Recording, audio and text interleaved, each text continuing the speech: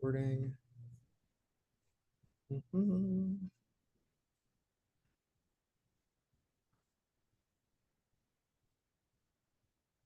Okay, so let's do this. A little bit of review last time. We did some integration theory. So we went over FET2, which always works for positive functions. Then you have monotone convergence for increasing functions when I can commute the limit integral. Then we have bounded convergence, which says, okay, they're not positive, but they're bounded in some sense on a finite measure space. I can commute. And then finally, a dominated convergence, most general. If I have an envelope which is integrable and all of my functions are within this envelope, then I can switch, right? And then we talked a little bit about, let's see. Oh no. Okay. Jensen's inequality. So if I take a convex function, so it looks like this in general, I can always apply this convection to the convex function to the whole integral and just compute it by moving it inside. So I can only grow bigger, right? Okay, so we have Jensen's. We had a version of the generalized dominated convergence where I have a series of envelopes, so Gn. And if I know that these envelopes satisfy that the integrals converge to each other, then I get that the thing that it's dominating is also convergent. The integrals are also convergent. And this is like just a more general version. It's just kind of nice to keep track of. Then we talked a little bit about LP spaces last time. In particular, conjugate exponents. So for each p, there exists a p prime called its conjugate. In particular, if I take 1 and then take its prime, it's infinity. And the same for if it's infinity, then it's 1. And this is useful for when I do Holder's inequality. So if I want to integrate the product of two things, I can bound them in LP and then LP prime. Okay. The follow-up to that, also for every p, I have a triangle inequality. So it's called Minkowski's inequality here. And then I have this thing which characterizes the LP norm in terms of LP prime. So I look at the supremum of all of these integrals where I integrate my function against something in the dual space. So LP prime. Okay. Yeah, and so another way to represent this is if I'm strictly within this range, I'm what's called a reflexive.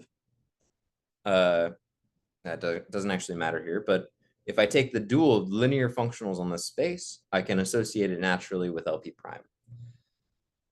So any continuous linear map T, I can, if it's continuous on LP, then I can find a function G in LP prime such that this operator, so T of F, is just integration against G, right? And it ends up being that this is an isometry in the sense that the operator norm of this guy is exactly the LP prime norm of G. Okay. Then we talked a little bit about weak convergence. So because these spaces are reflexive, we call it weak. If you know a little bit of functional analysis, for 1 between p and p between 1 and infinity. And what it says basically is that if I integrate against something in a dual, so I take an Fn integrated against G, they converge for every G, right? And it's not, doesn't have to be, this type of convergence doesn't have to be uniform in G, so it's distinct from strong convergence. If it was uniform for every G, for example, in a ball in LP prime, then it upgrades to strong convergence in LP. Okay, and there's a end case for p equals infinity. I need to call it something else, it's just some nomenclature. It's the same definition. We just call it weak star convergence because it's technically on a different level. Okay. Next, we talked a little bit about what weak compactness means in LP. So for P not endpoint cases, if I have a bounded sequence, I can find a subsequence which converges weakly. So what this is a statement of the Banach-Lagallou theorem, which says that the unit ball in LP is compact in the weak topology, right? And if you know Banach-Lagallou, it says, so just a little aside, Banach-Lagallou. This shows that the unit ball is, So the ball of radius 1 in LP is weak star compact, which if 1 is less than p is less than infinity is equivalent to saying that is weak compact. So this is just if you know what these words mean from functional analysis.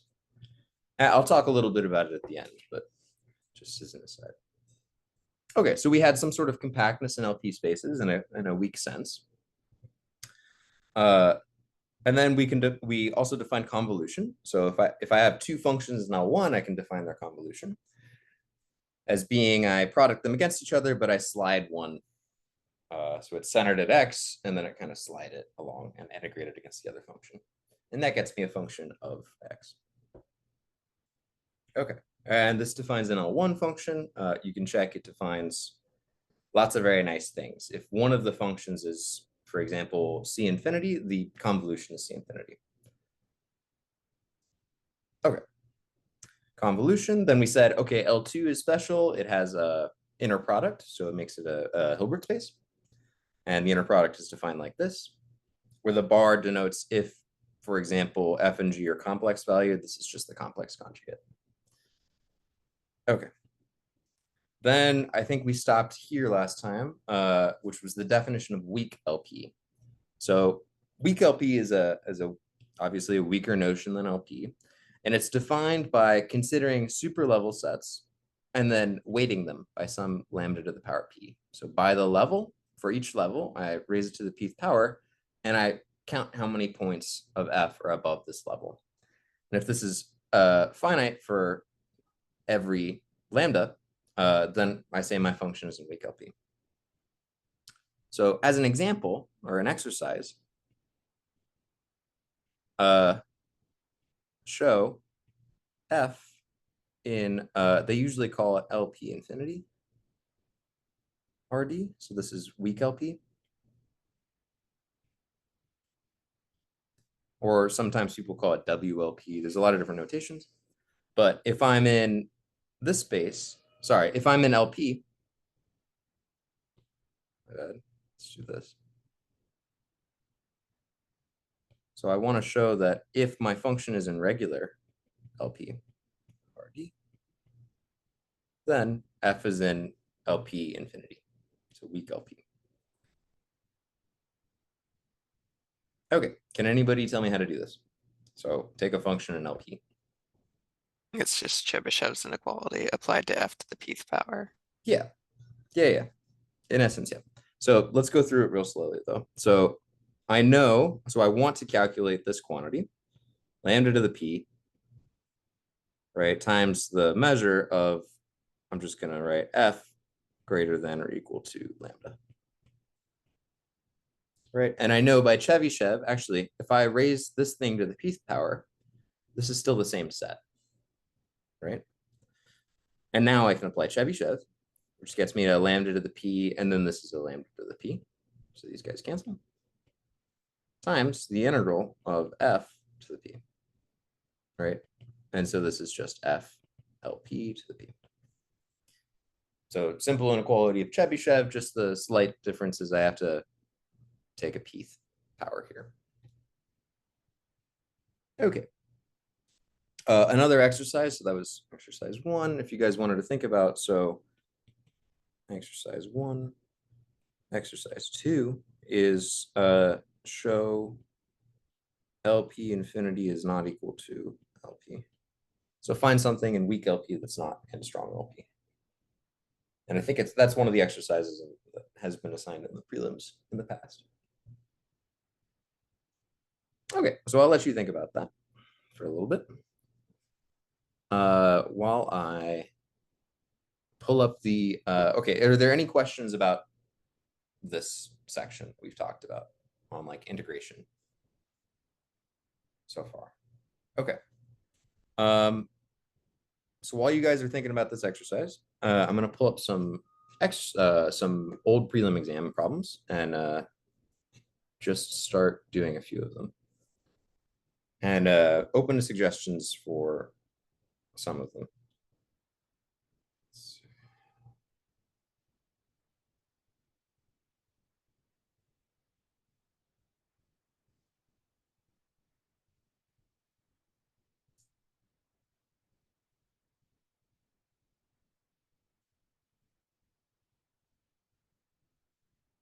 Okay. Let's try this.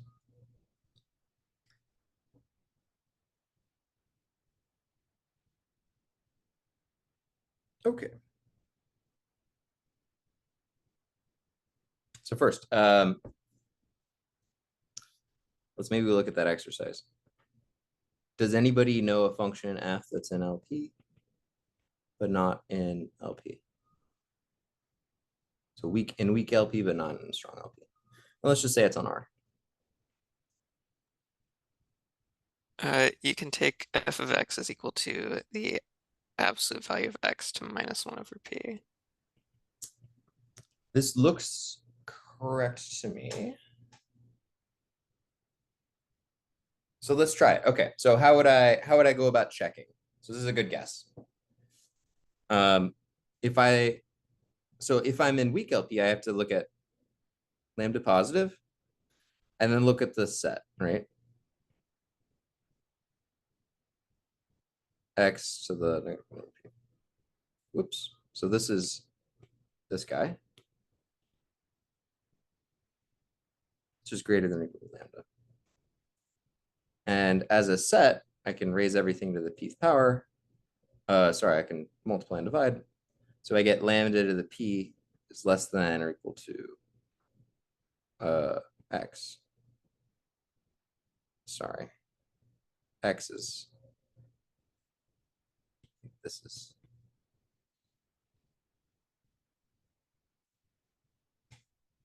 did I do that algebra right? I feel like I did that right. There's a minus sign, so it flips sides. And then I raise it to the p.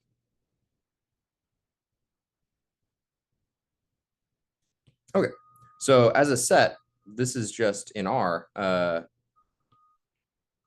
going from negative lambda p to lambda to the p. So what this implies is that the norm of this guy, of f, the weak norm, is, okay, the length of this interval is 2 lambda to the p.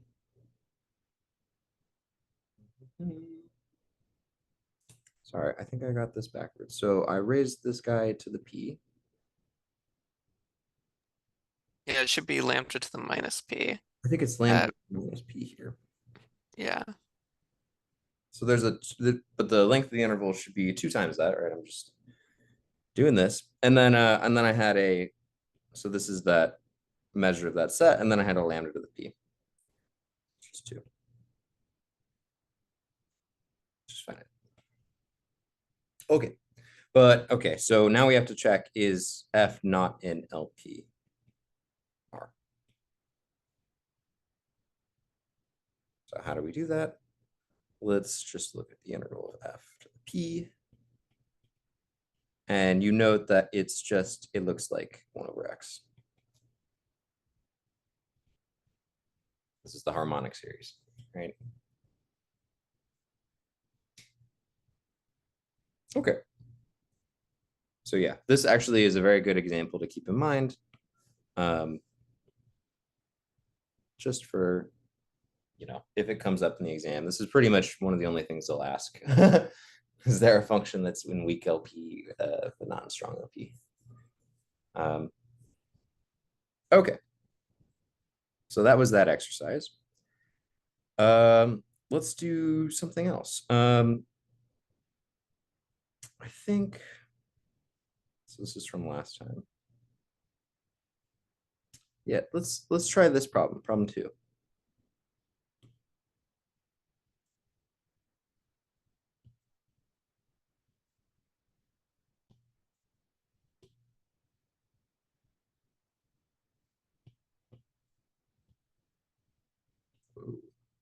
Okay, so that's half of it. So let me grab the other half. This part. I can definitely satisfy only the first condition. Yes, that is true. So I can do this. Okay, so let's talk through the problem. So find an uncountable family of measurable functions f, which are from R to R, that satisfy the following 2 conditions. that all of their L infinity norms are 1, and the difference of all of their L infinity norms are 1. And as a bonus, show that this implies that L infinity is not a separable space, separable Banach space. How about, let's see, Michael, do you have any thoughts about this?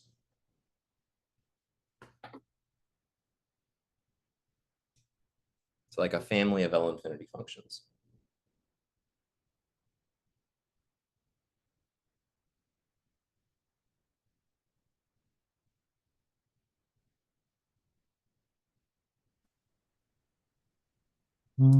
Yeah. Let's see.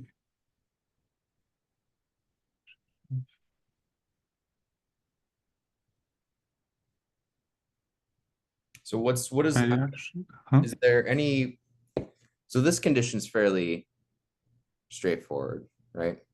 It just says that if I'm looking at families of functions and I have this line, right? Mm-hmm. Then at some point I need to be on this line. Right. Right? Let's just take positive functions. I don't think it matters so much. At some set, which is measure greater than 0. So the set where f equals 1 is greater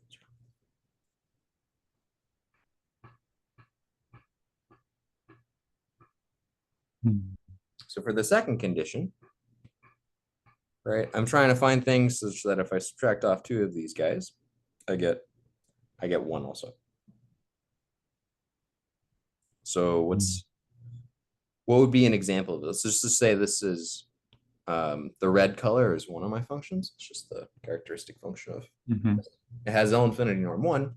Can I make another? Yeah, I guess you can have the set of like Dirac functions that take on the value 1 like any point on the real number line. Yes. Yeah. So let me say it another way. I think I know what you're saying. So if I have I'm thinking like this. I have another function. This is like G. This one's F. Right? This is what you mean by Dirac. That the Dirac is a different, so Dirac means like a distribution thing. These are more like characteristic functions. Right? Okay. So if I subtract off these two, what happens? And take the L infinity norm.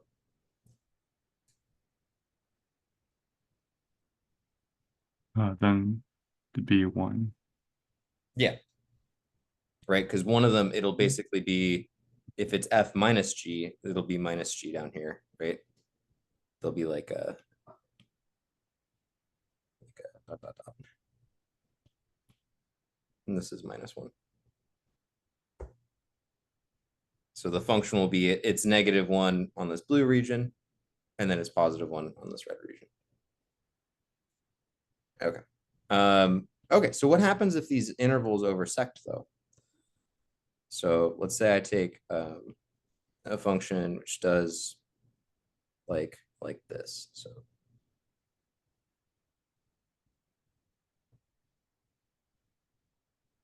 right, and I'm trying to say that there's like some small intersection here.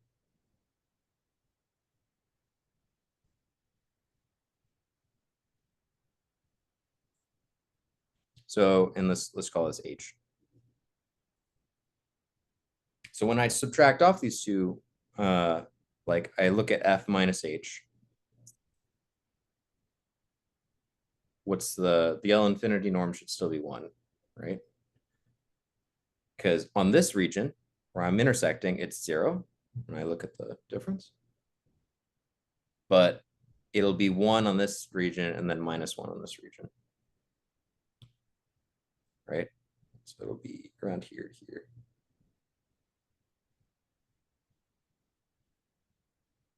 Does the picture kind of make sense? If I just look at intervals and like subtract them off each other. So do you have, can you write down what do you think F should be? I should define F to be. after looking at this, like what's a good example of F? We've constructed a lot of things which satisfy this. Can I find one? Yeah, like you can make it the characteristic function on like all the measurable subsets of the real numbers. Sure. Yeah, exactly. Let's do this E such that E is measurable in R measurable. Right?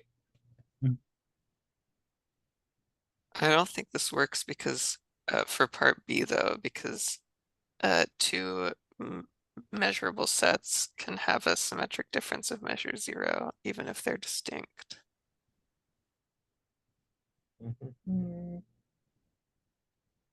And it also doesn't work for part A because E might have measure 0. So if I restrict to E being positive, I get rid of that first one. So A works, right? Because you're just taking care of a boundary case of when I'm 0. And your other point was when I take the difference of 2.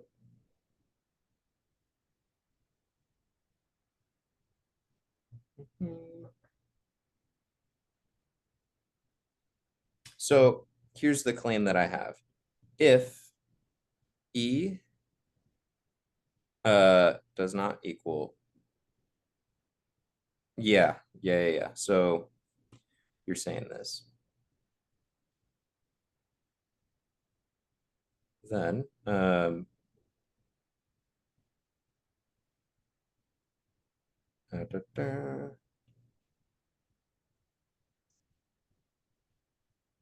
this is what you're saying, right? So where the if the intersection has measure 0, then the difference is 0 almost everywhere. Yeah, so then the L infinity norm of this difference of functions would be 0. Yeah. So we have to, so this so is we have to, this is a big set, is what you're saying. Okay.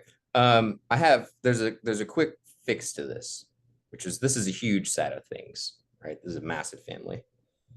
What if we just restricted to like easier things, like E is A and B, A is less than B. Then it's fairly obvious, okay, they're all connected, right? It's not like some wild set thing. And if I look at the difference of 2 of these guys, right, and they're not equal, then yeah, so I think I claim that B is satisfied for F and G and F that are not equal.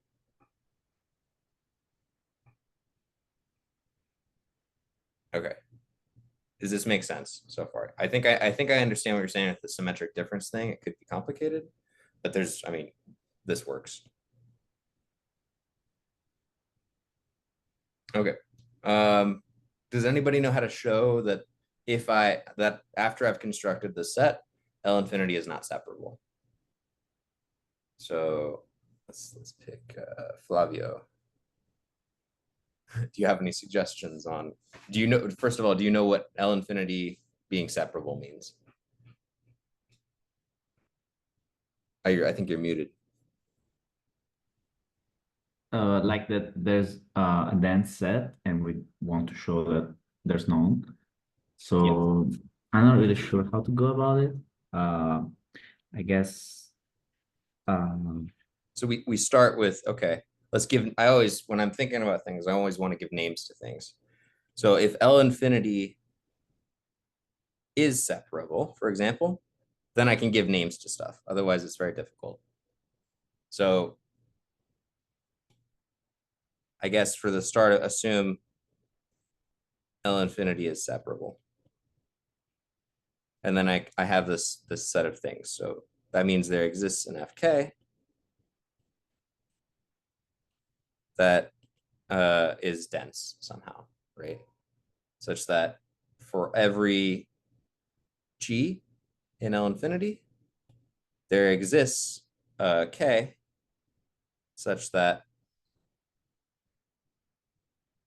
fk minus g is small. Right? Which depends on. Okay. So I think I'm just given words to what Yes, this. I guess maybe we can use the fact that we can approximate a function in an infinity with a sequence of functions, and then show that if these holds, we can make a difference, like we can make the L infinity distance between f and g in the class above as small as we want. So that one's kind of difficult because I don't actually, for L infinity, it's a bit weird. You can kind of see it in this situation. For regular LP spaces, I'd absolutely say that's the right way to do it. It's just, for example, like smooth functions aren't dense, as it turns out, in L infinity.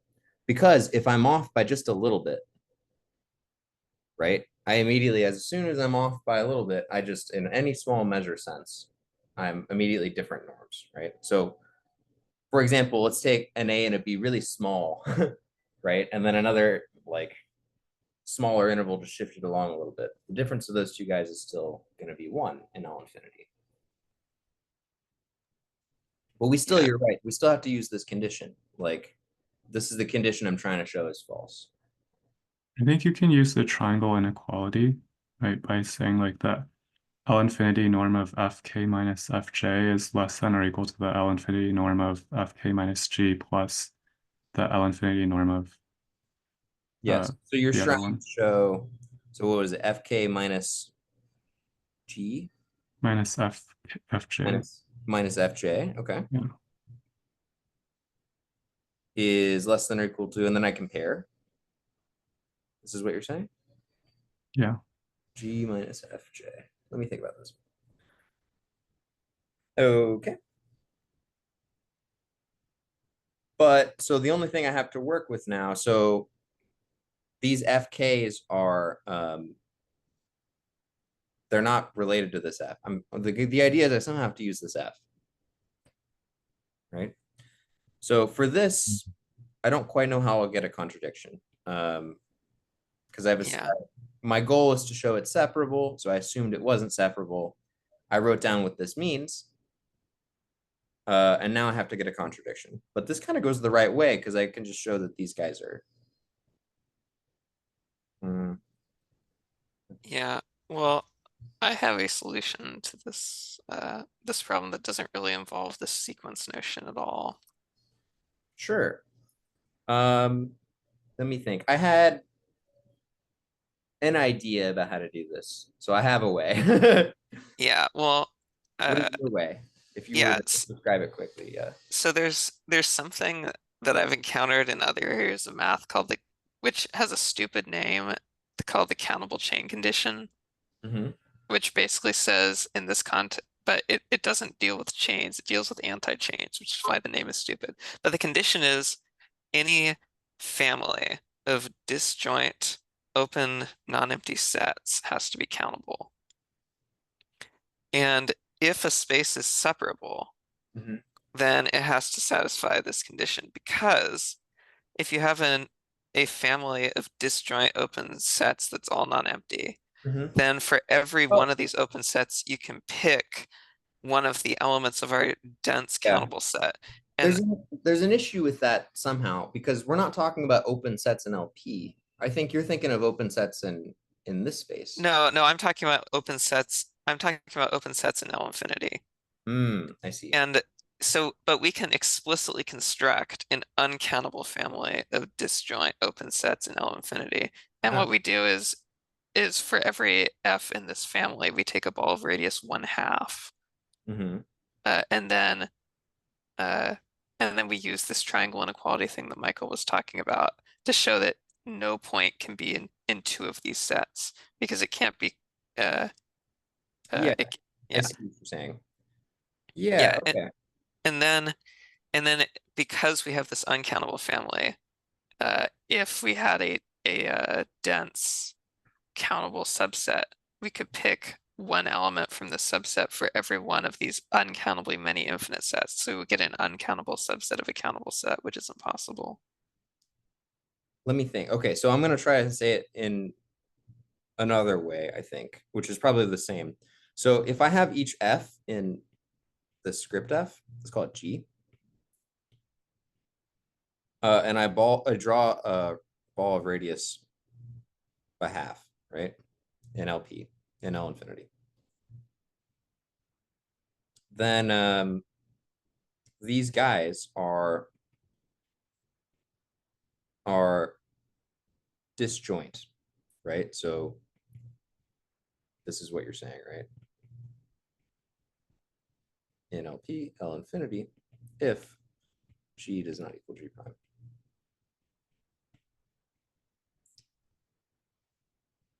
And the reason for this, yeah, is if I have, okay, let's say I have G minus G prime.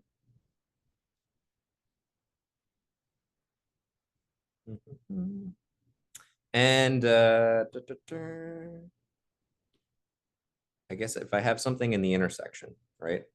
This is what you were saying earlier, Michael, I think. This is where you end up using that somehow. Just triangle inequality. So if I have a G, if I have an F, which is in both, in ball of radius 1/2 G, ball of radius 1/2 G prime, what does this mean in L infinity? So this means that F minus G is less than a half, and F minus G prime is less than a half. So by triangle inequality, G minus G prime is less than a half plus a half, which equals 1. Right, which is a contradiction because we know that this guy is actually equal to 1. So this is what you were saying about open balls in L infinity, right? I have somehow for every for every G in my family F, I can construct an infinite collection of balls. That's actually, if you look at the cardinality of this set, of the set F, it's a real number cross a real number, right? So it's uncountable.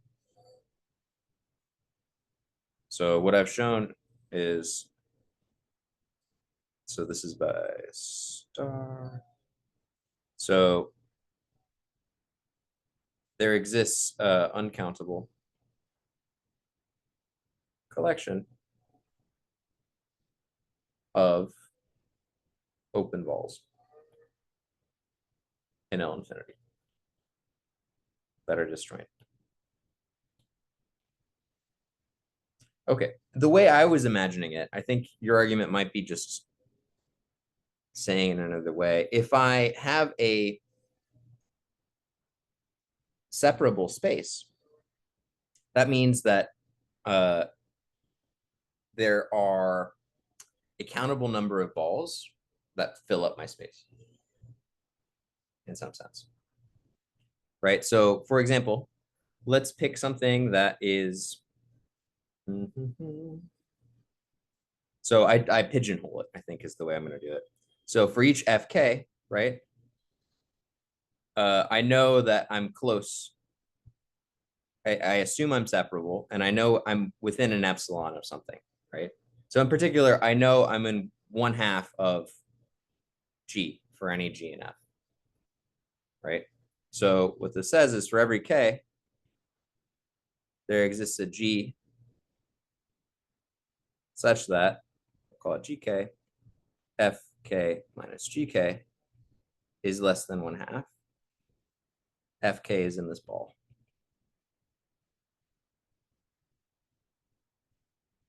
Right? Okay. I think you meant to have the quantifiers going the other way, that for every Okay. G, there exists an FK. For every G, I think you might also be right there. Let me see. Well, what I'm trying to say here at the end, I haven't thought about this quite fully. Well, okay, so the set F gets exhausted, is exhausted by countable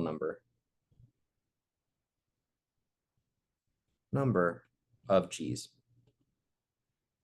right? And by the difference of cardinality between countable and uncountable, there's always going to be something left over. There's going to be another ball in my space, right? Which doesn't intersect any of these. So that means that there exists G not equal to, so it's not in this set GK, such that FK is greater than a half for every one of these, right? So FK is not in this guy.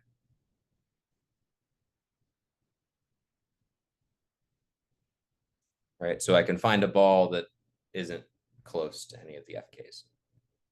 So I think it's a version of the argument you were saying, but for me, I'm just using countable versus uncountable and kind of exhausting things in this way.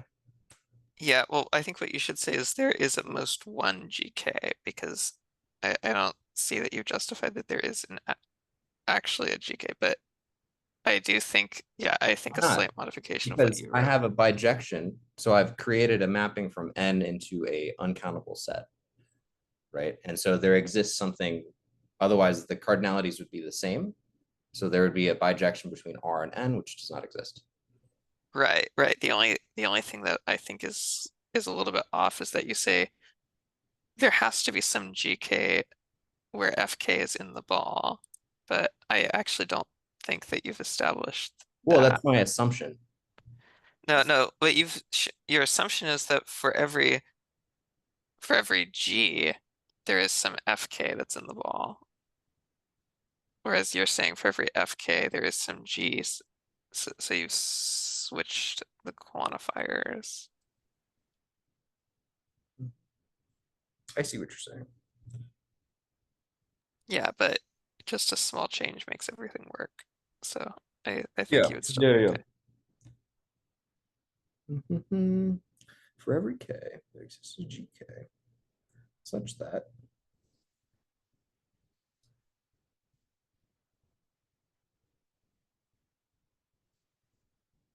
this is by separability.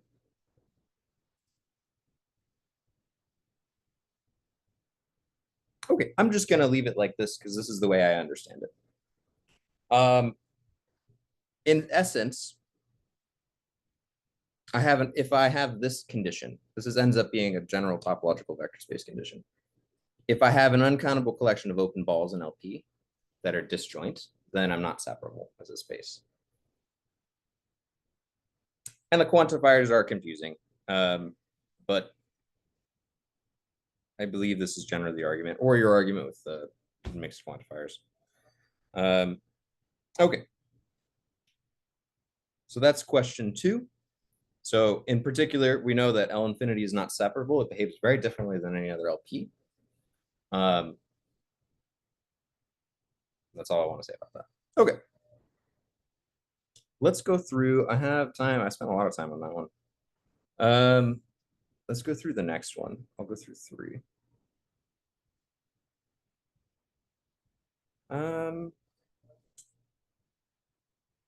Yeah, let's do 3. 3 is kind of a classic one. Okay.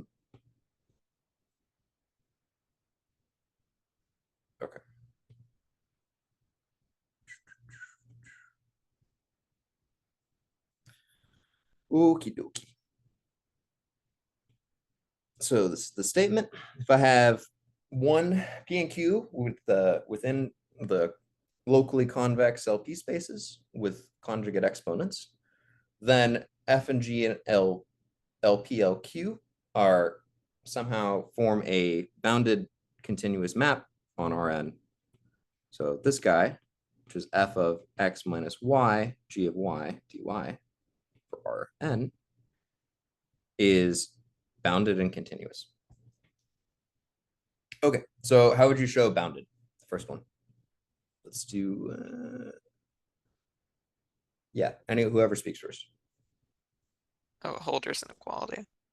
Okay, let's do that. So in order to look at this, f of x, first I need to do triangle inequality, right? Because I don't know these guys are positive. I know that actually this works though. F of x minus y, g of y, dy. Then I do Holder. So I know that f, and then there's a translation by y, translation by, let's say this, negative x. Okay. So this just stands for translation. I might as well write it the other way. This is going to be x minus dot in L. What did I say? It was F was an LP, and then G should be an LQ. Okay. And so I know that LP is translation invariant. So any translation operator on the domain just results in isometry. This is LQ. And I know that these guys are finite. So this one's finite and this one's finite. So this guy's finite. And this happens for all x. So an interesting thing to note is that this actually happens measure theoretically, like it happens for all, right? So there's no issue about somehow I have with f and g, where these are defined almost everywhere. When I introduce this integral, I know that it's finite for all x, actually. So in particular, this bound convolution ends up being very nice because I can associate to it a continuous representative, right? So in LP spaces, I often associate things which are equal almost everywhere. And this is one of those rare scenarios where I take things that are defined almost everywhere, and then I can find a continuous representative, right? So a function that's defined everywhere and it's continuous. Okay, so how do we actually show it's continuous? Can anybody give me like the first thing I should write down?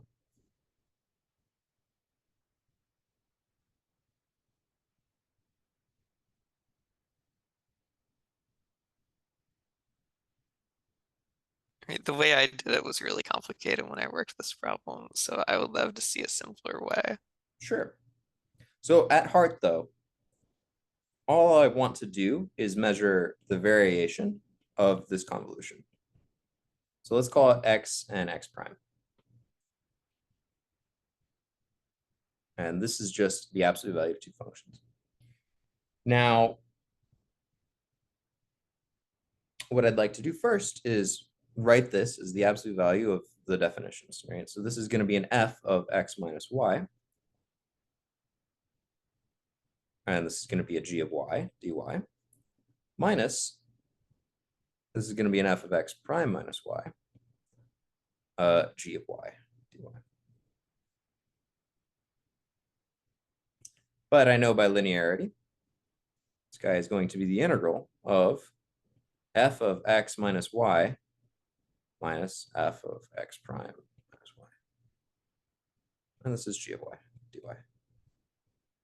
Now, from here, right, I have something which I can kind of work with a little better.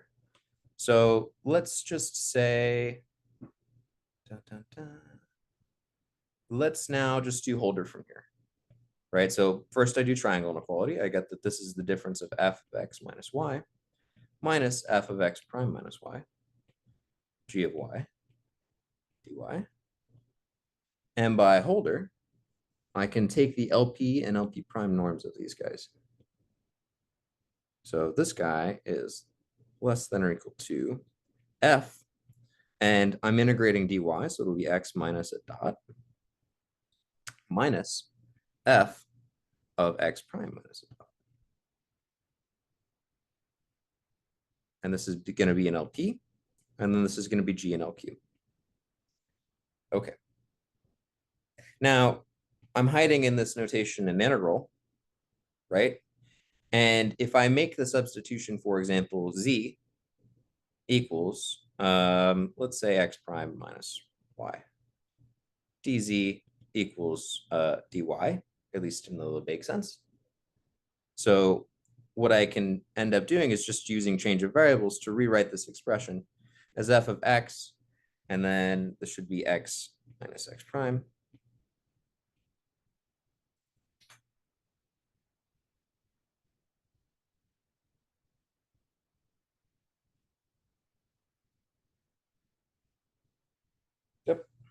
Yep.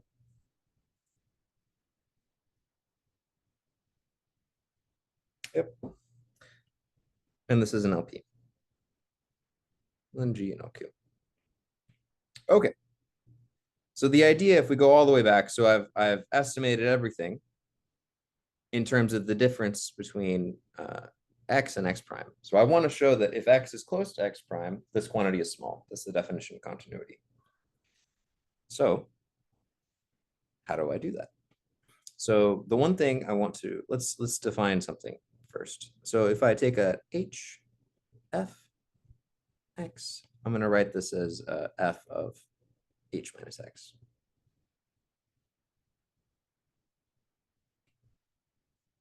Okay, so what I've shown is f star g, x minus f star g of x prime is less than or equal to tau of x minus x prime of f in LP, and then g in LQ. So the claim, this should be a thing you guys remember, is that T of H, if I do this in LP, this guy goes to, how do I say this? I say translation is continuous. Ah, I rewrote it wrong. Okay.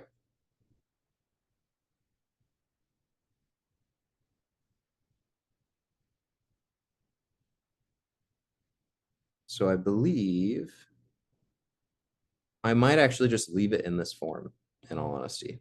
This next step is not relevant. So here, what I actually want to write is T of F. This is Tx of F minus Tx prime of F. LP, this is just less confusing to write it this way. LQ. And so what I want to say is the following, minus F, LP. This guy goes to 0 as H goes to 0, if F is an LP. Okay, so the way I read this is translation is continuous in LP. Okay. So I'll leave this as an exercise because we're kind of running out of time. So use density of continuous functions to show this. Or, you know, you could do C1 functions, might make it easier. In this case, we have to check that P is not equal to infinity. So this might actually be one of the limits of the problem, although I'm not sure yet. So P has to be less than infinity here. Because otherwise, it was the same problem we had with the sliding intervals, right? Translation is not continuous in L infinity. Okay, so if we have the claim, so let's say we have the claim. So the trick to get around the case where P is infinity is that you can just swap P and P prime because convolution is symmetric. So you can just say without loss of generality, P is not equal to infinity. Yeah, I'll get to that.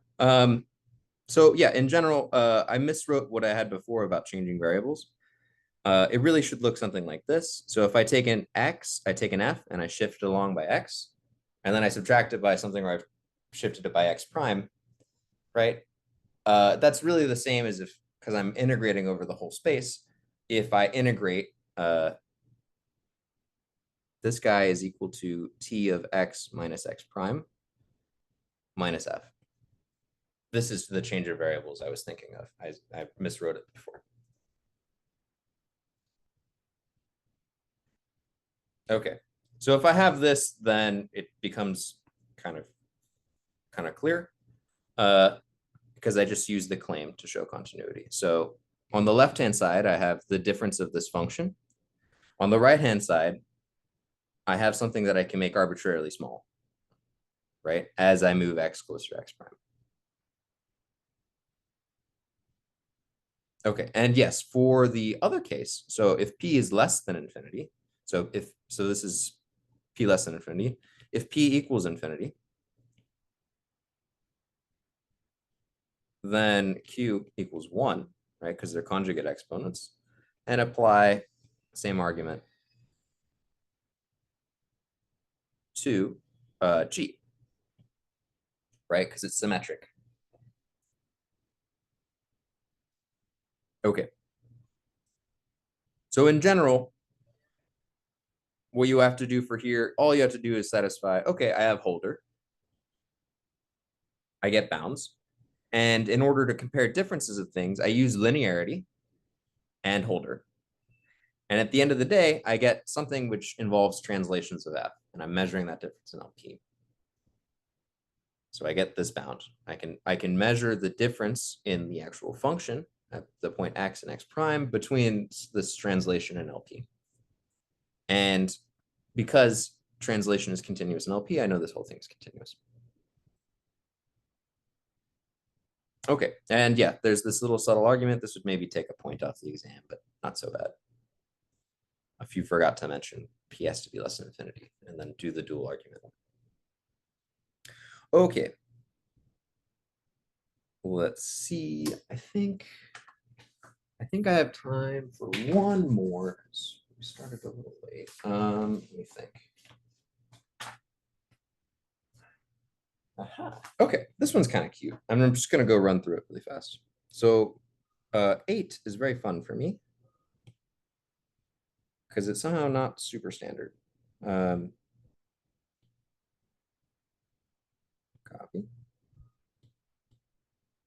Okay.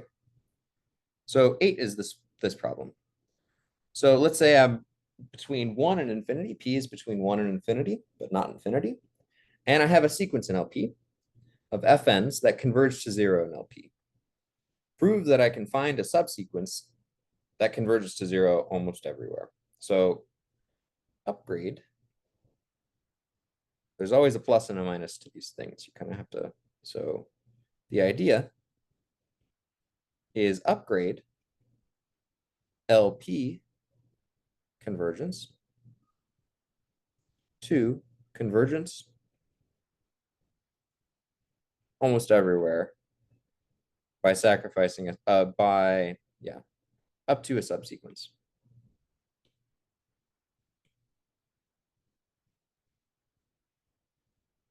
Okay. Let's see. How do we do this? Well, the first step, I'll just give you the answer.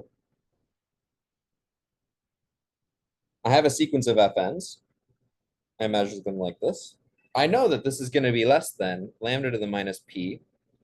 That's very loud. Fn of p. Okay. So in this case, I can make this because if it's a sequence that converges in LP, I know that the norms have to be bounded. So this guy is less than or equal to lambda to the minus p, where the subscript denotes some universal constant given by the problem. Okay.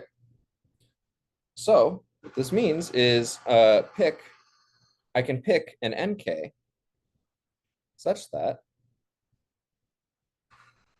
the measure of this set is going to be small. So the measure of the set fn of x greater than or equal to lambda, this is fnk, is going to be, let's say, like this. So I have a 1 over k. This is less than or equal to 2 to the minus k. Okay.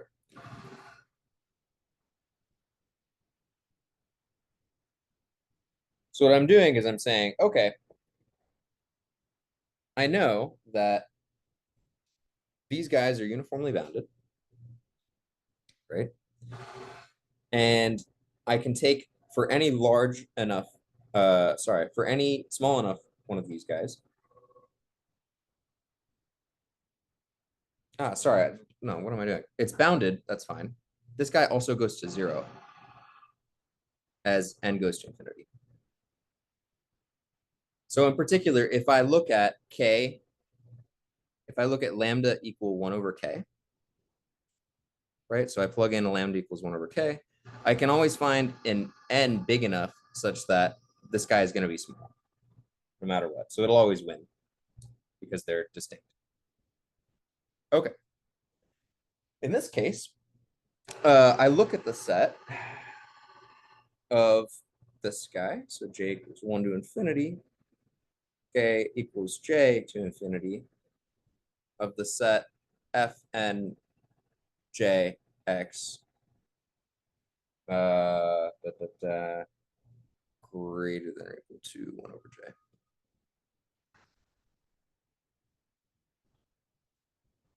Okay, and I call these guys like A, AJ. Okay, so you can check that the sum of AJs is finite. In particular, 2 to the negative j is summable. So what this implies is by Borel-Cantelli, I have that this set is 0.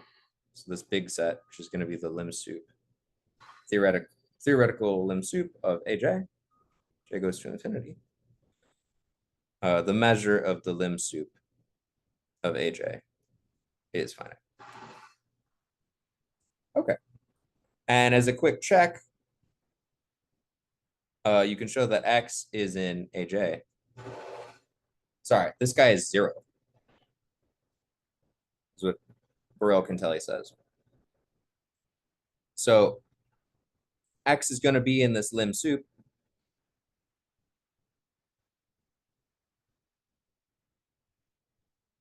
Lim sup, j goes to infinity, AJ, if and only if f of x and k goes to 0. Sorry, does not go to 0. Does not go to 0 as k goes to infinity. So as a consequence of, I have 2 kind of degrees of freedom, I can measure the super level set in terms of the LP norm of something by Chebyshev's inequality. And I know that this guy is small, arbitrarily small as I take n to infinity. So in particular, if you give me a level lambda, for example, pick it to be 1 over k, I can always find a large enough nk such that the super level set, its measure is smaller than 2 to the k, which is summable. Now what you do is you form the lim sup of the sequence, which is a little check. If I'm in this lim sup, then I know that I'm not going to 0. And because of Borel-Cantelli, you can prove that it's the measure of the whole thing is 0. So in particular, outside of that set, I know I converge to 0. Okay. So this is one of those kind of ones. I think it's easier if you've seen it once, just to figure out what this means. Okay. Yeah, and that's all I have for today. Yeah, the next class will be on Monday. We'll talk more about Fubini and maximal functions. And again, if you guys have any questions about the problems, please send me an email, and I might have time next time to talk about them. But yeah. Thank you.